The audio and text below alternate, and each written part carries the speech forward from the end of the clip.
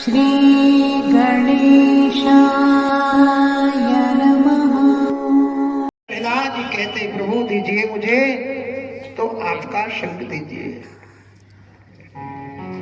आपका संग मुझे प्राप्त हो, आपकी कृपा मुझे प्राप्त हो, ऐसी कृपा करिए। भगवान नृसिंह कहते प्रहलाद आपकी इच्छा नहीं है, लेकिन जो है आप राज्य पर बैठिए। सिंहासन पर भगवान को बिठाया।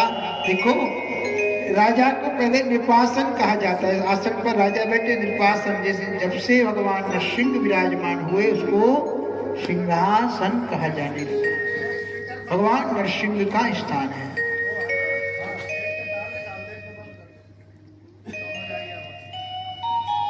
हाथ जोड़ करके प्रहलाद जी कहते हैं प्रभु कृपा करना, मेरे पिता ने जो आपका अपमान किया है वो कभी अधोगति को न जाए।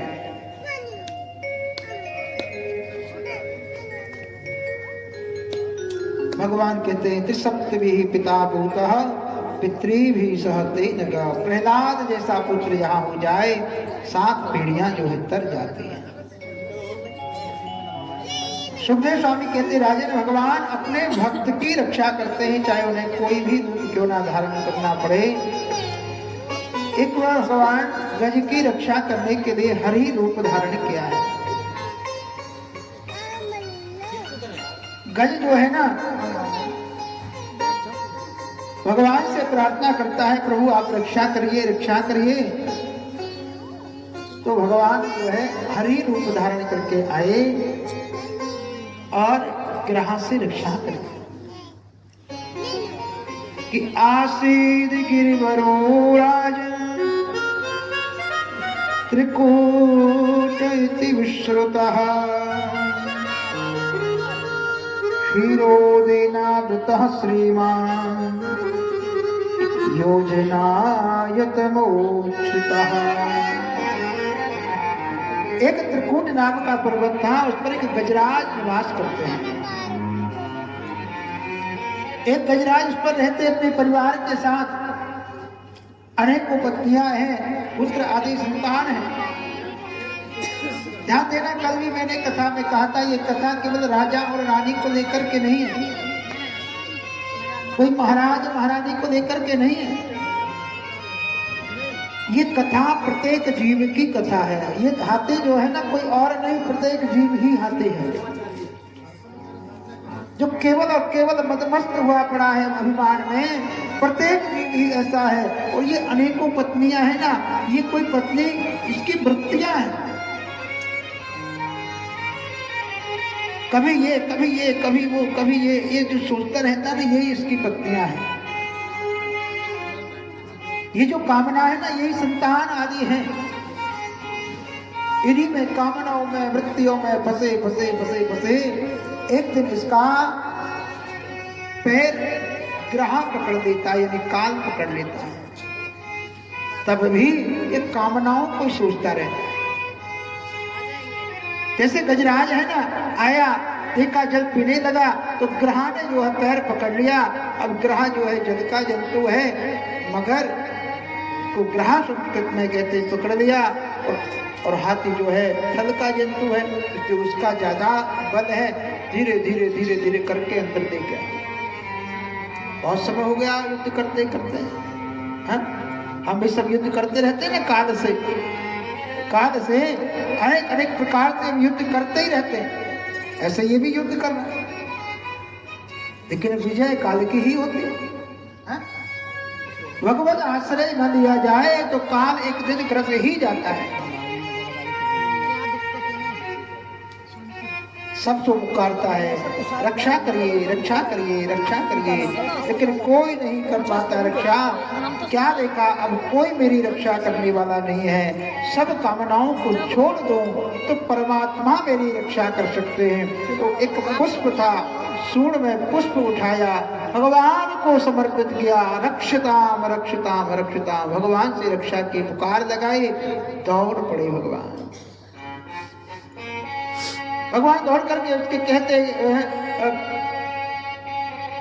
अपने वाहन गरुड़ से कहा, गरुड़ शीघ्र चलो, जल्दी से हमें चलना है। गरुड़ को थोड़ा अभिमान हो गया, भगवान को कहीं जल्दी जाना हो तो हमसे ही कहते हैं, हमारा ही वेग बहुत है, हमारे बिना भगवान कहीं जा नहीं सकते, तो थोड़े इठलाने लगे, अभी चलते हैं। भगवान ने कहा अच्छा, अभिमान आ गया। भगवान ने जरा सा हाथ रखा, उंगली रखी, बोले एक काम करो, उड़ के दिखाओ। उंगली रखी, कहा उड़ करके दिखाओ। पंख फड़फड़ाने लगे, समझ गए महाराज भूल हो गई, छोड़ दिया और छोड़ करके नंगे पैर दौड़ पड़े भगवान। भगवान कहते भक्त बुलाए तो सही, मैं दौड़ पड़ता हूं। जा करके देखा, गज जो है ग्रह को खींचे ले जा रहा है, गज ग्रह का युद्ध हो रहा है। भगवान आए हैं चक्र सुदर्शन से, ग्रह का सर जो है धड़ से अलग कर दिया, समाप्त हो गया। अब दोनों का भगवान से स्पर्श हुआ है, भगवान का स्पर्श होने से दोनों गंधर्व बन गए। प्रार्थना करते हैं प्रभु ऐसी कृपा करना, ऐसा आशीर्वाद देना कि हमेशा हमारी वाणी से आपके गुण गाएं, हाथों से आपका सेवा करें, चरणों से आपका तीर्थ सेवन करें, ऐसी कृपा करना। भगवान ने गज की रक्षा करने के लिए हरि रूप धारण किया है, ऐसे ही अपने भक्तों के लिए परमात्मा अनेक रूप धारण करते हैं। एक बार के बाद दुर्वासा ऋषि गए थे भगवान के पास वैकुंठ, तो सुंदर माला धारण भगवान ने कराई। अब माला धारण कराई, रास्ते में आ रहे थे भाव विभोर होकर के, तो ऐरावत पर बैठे हुए इंद्र से मुलाकात हो गई। अब इंद्र ने प्रणाम किया, गुरुजी वंदन करता हूं। तो दुर्वासा ऋषि प्रसन्न हुए, गले की माला ली और इंद्र को पहना दी। अब इंद्र की माला, इंद्र ने माला जब पहन दी तो उसने भाव नहीं दिया। अभिमानी व्यक्ति जो होता है, मानी व्यक्ति जो होता है, वो किसी को महत्व नहीं दे पाता। उसने माला उतारी और हाथी के गले में डाल दी। अब हाथी क्या करे, उसने सूंड से माला उतारी, पैरों के नीचे डाल दी। अब दुर्वासा जी क्रोधित हो गए, कहा मूर्ख, बड़ा अभिमान है तुझे, मैं तुझे शाप देता हूं, श्री से हीन हो जा, ये तेरा वैभव है, सब समाप्त हो जाए। शिष्य दैत्यों को मालूम चला कि गुरुजी का शाप लग गया, तो कहा भैया युद्ध करो।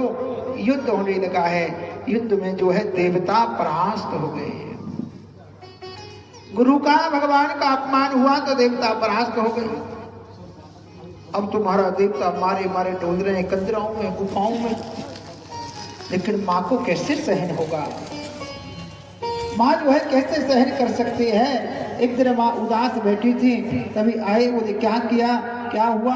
बोले दैत्यों ने मेरे पुत्रों का जो राज्य है उसका हरण कर लिया है। एक व्रत बताया, पयुक्त व्रत, एक सुंदर व्रत किया है, और उस व्रत के प्रभाव से माँ के आंगन में श्री वामन भगवान का प्रादुर्भाव हुआ है। बोले वामन भगवान की जय। देखो, जब से इंद्र ने अपमान किया ना, तो देवताओं ने एक नियम बना दिया, साधु ब्राह्मण गाय, दैत्यों ने एक नियम बना दिया, साधु ब्राह्मण गाय आदि की आराधना करने लगे। तो भगवान कहते भैया ऐसे व्यक्ति को मैं भी परास्त नहीं कर सकता, उसे मैं भी परास्त नहीं कर सकता। अगर तुम्हें कुछ चाहिए तो एक काम हो सकता है, क्या? बोले मांग करके ला सकता हूँ। तो भगवान वामन बन करके आगे, बड़ी सुंदर वेश है वामन भगवान का। वामन अंग के भगवान प्रकट हुए। अब अनेक अनेक ऋषि मुनि आए हैं, आकर के सुंदर स्तुति करते हैं। किसी ने छत्र दिया है, किसी ने जो है आसन दिया है, किसी ने यज्ञोपवीत धारण कराया है। यज्ञोपवीत आदि धारण करा करके माता साक्षात उमा ने जो है दक्षिणा प्रदान करी है। माता अन्नपूर्णा ने सुंदर भिक्षा प्रदान करी। हाथ जोड़ करके कहा महाराज मुझे तो अधिक चाहिए। कहाँ से मिलेगा? पूरे बलि राजा हैं, उनके यहाँ जाकर के मिलेगा। त्रिलोकी के स्वामी हैं बलि, वहां जाइए। अब बलि जो है ना भगवान के, ब्राह्मणों के, संतों के बड़े भगत।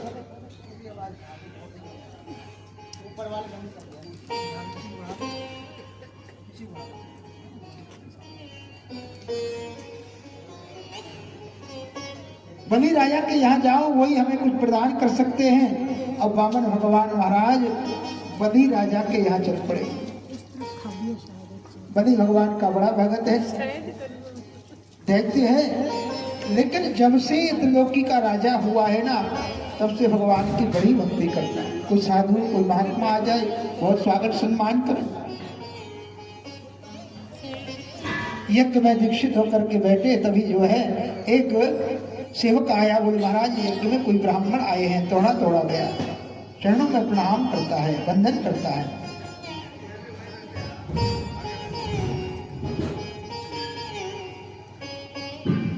कि तं वटुं वामनं दृष्ट्वा मोदमानः महर्षयः कर्माणि कारयामासो पुरस्कृत्य प्रजापते। वामन भगवान को देखा, चरणों में आकर के वंदन करता है, प्रणाम करता है। स्वागतम ते नमस्तुभ्यं ब्रह्मन् किं करवामते। प्रभु बहुत बहुत स्वागत है, आइए आइए, आपका बहुत स्वागत है, पधारिए। ब्रह्मन् किं करवामते, क्या करें आपके लिए बताइए। वामन भगवान बोले भैया हमें कुछ नहीं चाहिए। नहीं नहीं महाराज कुछ मांगो, आप कहें। अब छोटे से ब्राह्मण हैं, बोले कुछ मांगना नहीं आ रहा, हम बता दें महाराज। बलि राजा कह रहे हैं आपको नहीं समझ आ रहा क्या मांगना है, तो हम बता दें कि गाम कांचनम गुणवद धाम अमृष्टम। आपकी इच्छा हो कि कुछ गाय दे दो, तो हमारे बहुत गाय महाराज ले जाओ आप। क्योंकि घर मकान दे दे तो बहुत से यहाँ पर स्थान है, वहां आप उन्हें ग्रहण करो। सोना चांदी हीरे जवाहरात जो चाहिए दे दे। बलि ने कहा हो सकता है कहीं ऐसा तो नहीं महाराज आपकी इच्छा हो कि विवाह हो जाए, तो विप्र कन्या, हमारे यहाँ ब्राह्मण परिवार भी है, आपका विवाह करा देते हैं। वामन भगवान कह रहे भैया ये सब नहीं चाहिए, इन सब की कोई आवश्यकता नहीं है। अगर आप देना चाहते हैं ना, तो हम अभी बाहर बैठे थे, बैठ करके संध्या वंदन कर रहे थे, मालिक आया, कहा कि जाओ यहाँ से हट जाओ, तो हम वहां से हटना पड़ा। तो वो 3 पग भूमि हमें दे दो, वहां बैठ के भजन कर सकते हैं। 3 पग भूमि दे दो। भगवान कह रहे हैं कि 3 पग भूमि हमें आप प्रदान कर दो, वो भी अपने पगों से मांगे, नापेंगे हम अपने पैरों से। बलि राजा ने कहा 3 पग भूमि का क्या मांगना महाराज, आप तो गांव के गांव ले जाओ।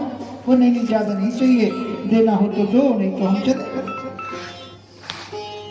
संकल्प किया है। जो ही संकल्प करने के लिए आतुर हुए, जल लेने के लिए पत्नी को बुलाया, क्योंकि पति पत्नी को साथ में रह करके ही पूजन पाठ करना चाहिए।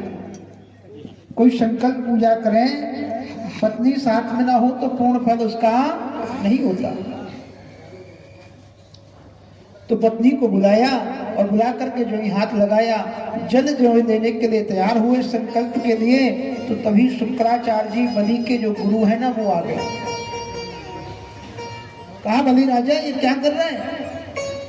अरे ये जिसे तू ब्राह्मण समझ रहा है ना, छोटा समझ रहा है ना, ये कोई ब्राह्मण नहीं है, ये कोई ब्राह्मण नहीं है, ये कोई छोटा नहीं है। अच्छा तो कौन है गुरु जी? कि ऐसा वैरोचने साक्षात् भगवान विष्णुरव्ययः। अरे ये कोई सामान्य नहीं, ब्राह्मण नहीं है, ये तो साक्षात विष्णु है, साक्षात परमात्मा है, नारायण है।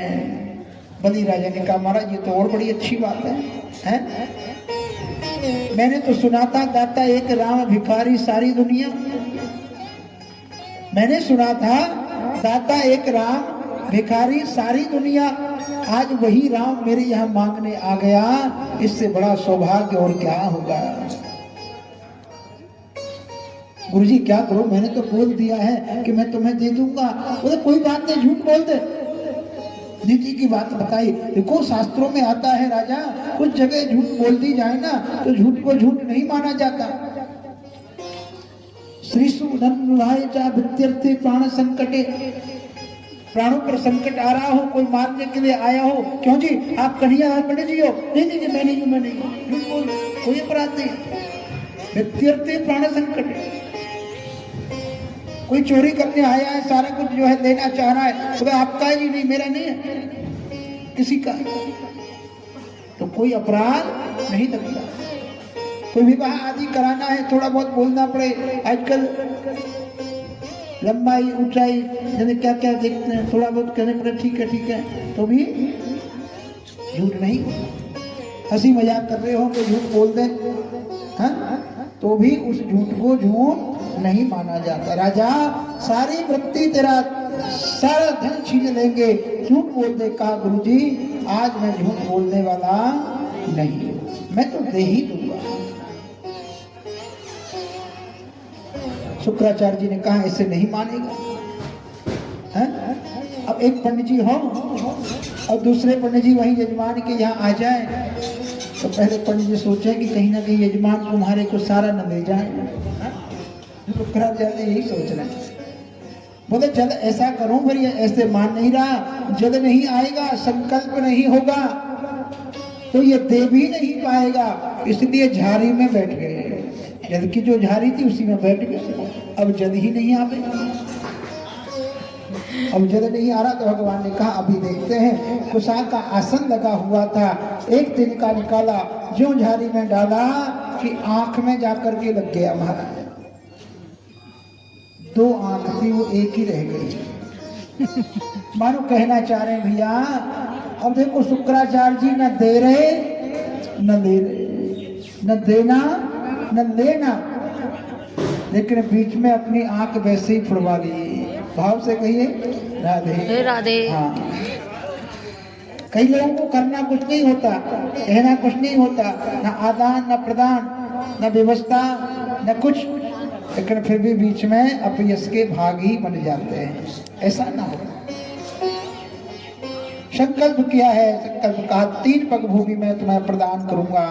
और जो ही संकल्प किया, भगवान ने विराट रूप बनाया है, सारा आत्मियों की सारी संपत्ति 2 पग में भगवान ने नाप ली। बलि से कहा बलि 3 पग के लिए कहा था, बता अब तीसरा पग कहाँ रखूं? बलि ने कहा महाराज जय हो, धन्य है आप। लेकिन संपत्ति का स्वामी सबसे बड़ा होता है, एक काम करो तीसरा पग मेरे सिर पर रख दो। भगवान ने तीसरा पग सिर पर रख दिया महाराज। अब तीसरा कोई पैर अब किसी के सिर पर रख दे, है? अब जरा सा भी हिले डुले तो महाराज भगवान के क्या, अरे क्या कर रहे, क्या कर रहे? हाथ जोड़ लिए महाराज, हाथ जोड़ करके प्रार्थना करते हैं। अब जब तक बलि ना कहे तो सिर से पैर कैसे हटा में, अब पैर न हटे तो भगवान कैसे आराम से बैठे? कहा ये तो मैं इसे ठगने आया था, बल्कि उल्टा इसने तो मुझे ठग दिया, उल्टा इसने ठग लिया मुझे। हाथ जोड़ करके प्रार्थना करता है प्रभु।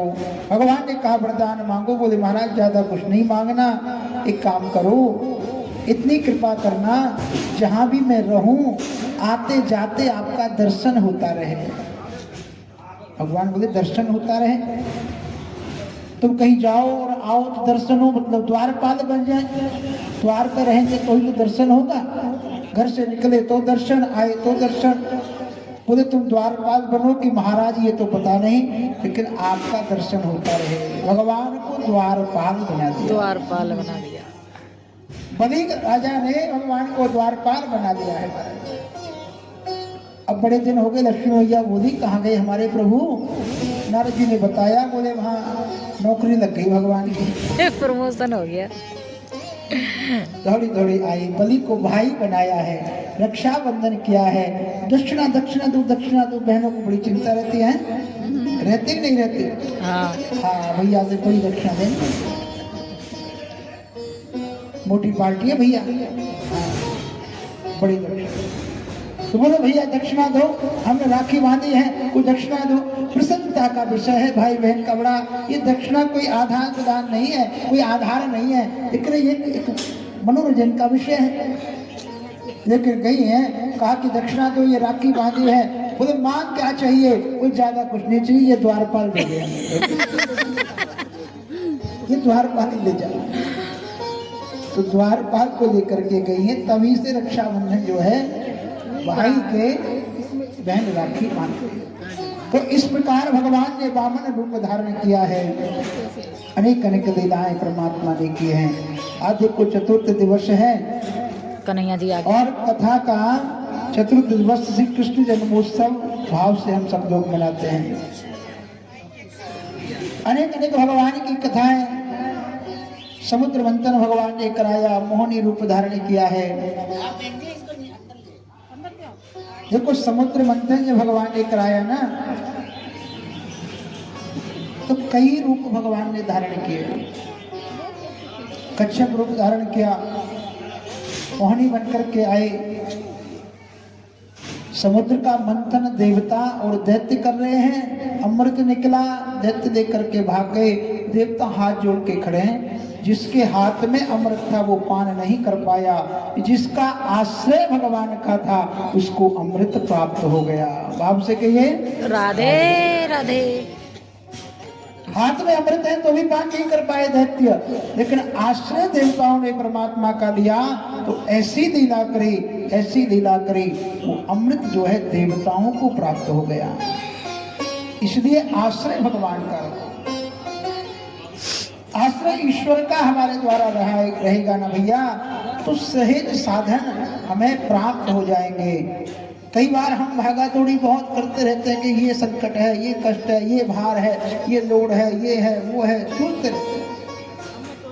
लेकिन करता धरता ईश्वर ही है।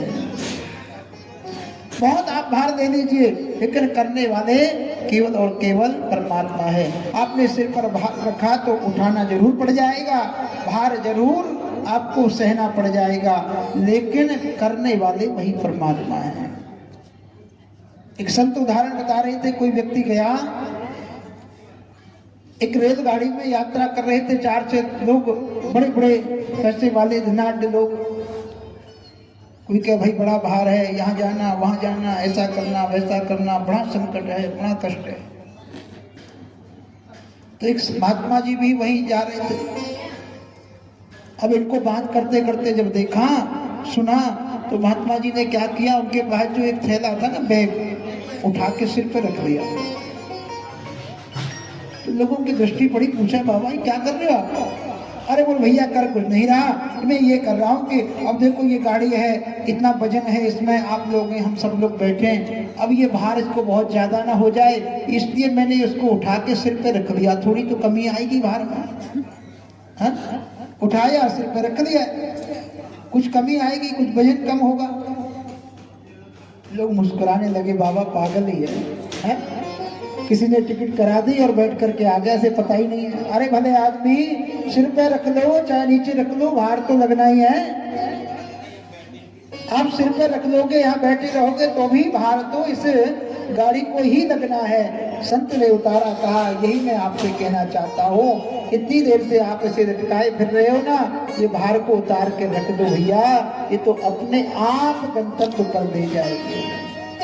भार मत मानो, जहाँ आपने भार को माना तो आपको ही सहन करना पड़ेगा, कार्य तो सारे होते ही रहेंगे। भाव से कहिए राधे राधे।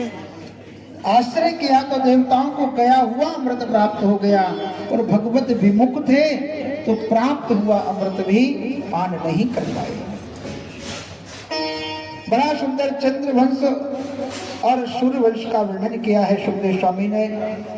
सूर्यवंश में भगवान श्री राम जी का प्रादुर्भाव हुआ। बोले सियावर रामचंद्र भगवान की जय। महाराज दशरथ के यहाँ कोई संतान नहीं थी, गुरु जी के पास गए, गुरु जी कृपा करिए। कहा मैं तो प्रतीक्षा ही कर रहा था, कब आ गई।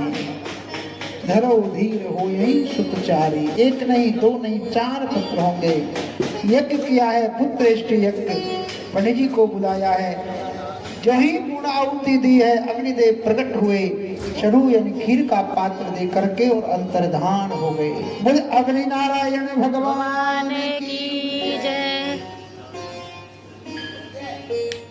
यथा योग्य बांटा है वशिष्ठ जी ने, बांट करके उसी के प्रसाद से श्री राम जी का प्रादुर्भाव हुआ। गोस्वामी तुलसीदास जी कहते हैं, जा दिन से हरि कर भैयाए, जा दिन से लक्ष्मण और शत्रुघ्न जी का जन्म हुआ है।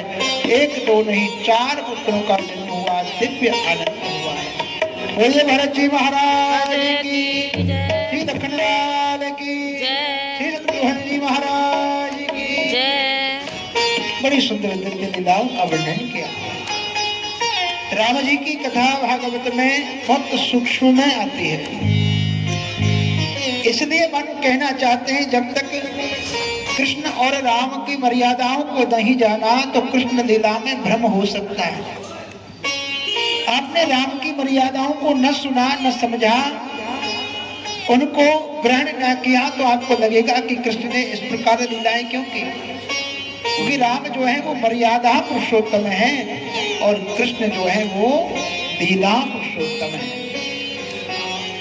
बड़ी सुंदर लीलाओं का वर्णन किया है, जन्म के साथ ही राम कथा को तो पूर्ण करते हैं, क्योंकि रामायण में आपने बहुत सुना है, कभी भगवान की फिर कृपा होगी तो कभी राम कथा विस्तार से हम सब श्रवण करेंगे।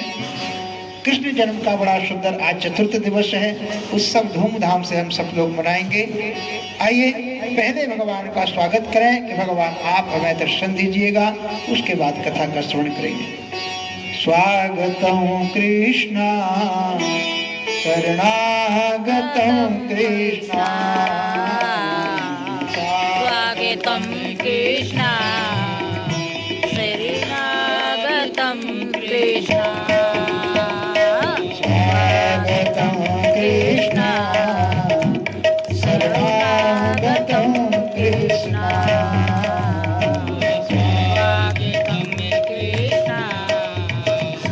शरणागतम कृष्णा, स्वागतम स्वागतम कृष्णा,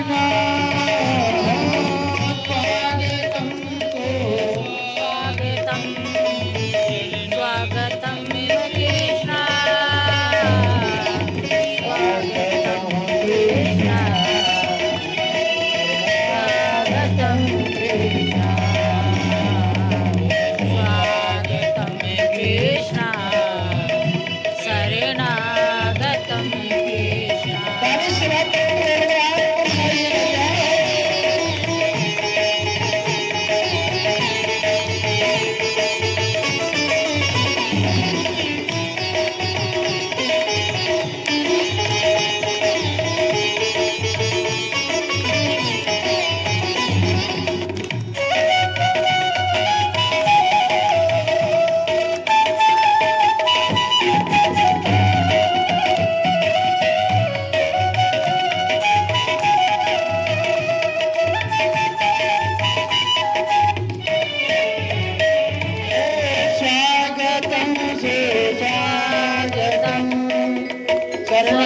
स्वागतम कृष्णा,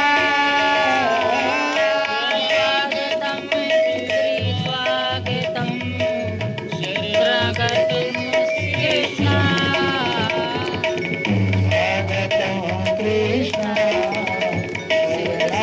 स्वागतम कृष्णा, स्वागतम कृष्णा, स्वागतम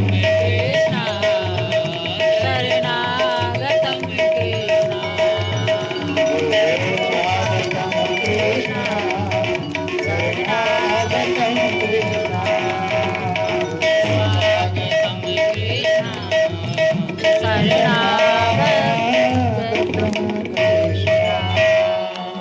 कृष्ण कन्हैया लाल की बड़ा सुंदर युद्ध वर्ष का वर्णन किया है कि कुशेन और देवकी नाम के राजा हैं, 7 पुत्रियां हैं, उन 7 का विवाह देवकी आदि 7 पुत्रियां हैं, उन 7 का विवाह वसुदेव जी से किया है।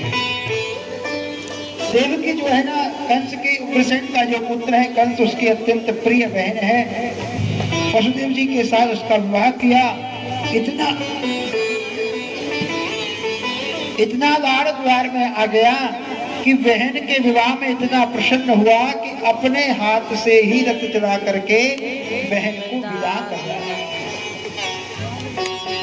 लेकिन भगवान के अवतार का सुंदर समय आया है तो देवता बड़े कौतुकी हैं कि कोई ना कोई आधार दे दिया जाए। आकाशवाणी हुई, कहा कंस, जिसको तू इतने दुलार से लाड़ से बहन को विदा कर रहा है ना, इसी का जो 8वां गर्भ होगा ना, वो तेरा काल होगा। अब दुष्ट से इतना ही कह दे वही बहुत है। रथ में चढ़ गया, देवकी का केशों को पकड़ लिया, कहा अभी मार देता हूं इसे, इसे समाप्त कर दूंगा, इसके संतान नहीं होगी तो फिर मैं अमर हो जाऊंगा, मुझे कौन मारेगा। वसुदेव जी ने कहा दुष्ट को क्या समझाएं। कहने लगे भैया देख एक बात